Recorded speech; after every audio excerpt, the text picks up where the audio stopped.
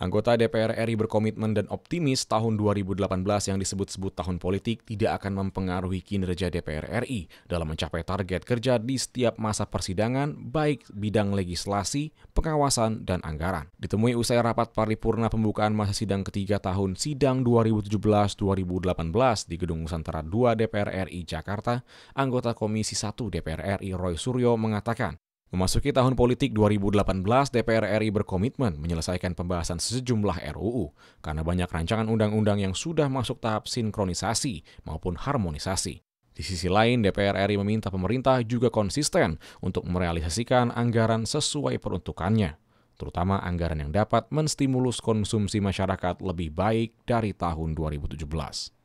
Target yang tadi disampaikan cukup banyak dan menurut saya tidak mengatakan idealis, tetapi harus dibuat serealistis mungkin.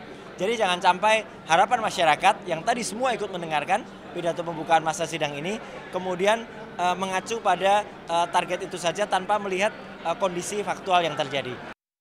Anggota Komisi 7 DPR RI Andi Yuliani Paris mengatakan selain membahas dan menyelesaikan sejumlah rancangan undang-undang pada masa sidang ini, masing-masing alat kelengkapan DPR RI akan melakukan banyak kegiatan dalam fungsi pengawasan. Tugas dan fungsi anggota DPR RI akan terlaksana dengan baik karena dukungan berbagai pihak seperti Badan Keahlian DPR RI.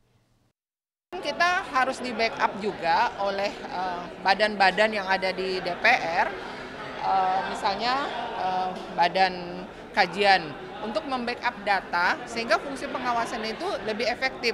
Jadi rapat-rapat itu bisa efisien tapi menghasilkan fungsi pengawasan yang bisa menghasilkan data yang bisa ditindaklanjuti. Sanika dan Teguh, TVR Parlemen melaporkan.